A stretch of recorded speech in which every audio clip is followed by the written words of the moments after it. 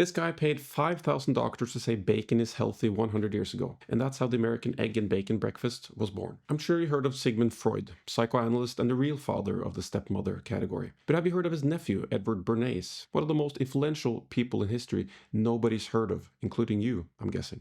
At the heart of the story are Sigmund Freud's nephew, Edward Bernays, who had invented the profession of public relations. Their ideas were used by the US government, big business, and the CIA to develop techniques to manage and control the minds of the American people. Bernays, the original madman, was the man who coined the term public relations, or PR, back in the 1920s because the Germans had ruined the word propaganda. When I came back to the United States, I decided that if you could use propaganda for war, you could certainly use it for peace.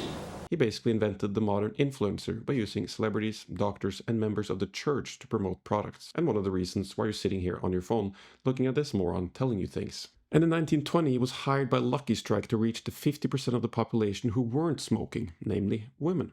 His Torches of Freedom campaign told women smoking was a sign of independence and feminism. 5 years later, the number of women smoking had risen from 5% to around 20%. He even helped the US overthrow the government of Guatemala in the 1950s to protect the banana industry, which is where we get the term Banana Republic. And regarding his bacon campaign, he famously said, "You can get practically any idea accepted if doctors are in favor," which sounds familiar to our COVID ears. If only someone would pay my doctor to tell me to eat more red meat.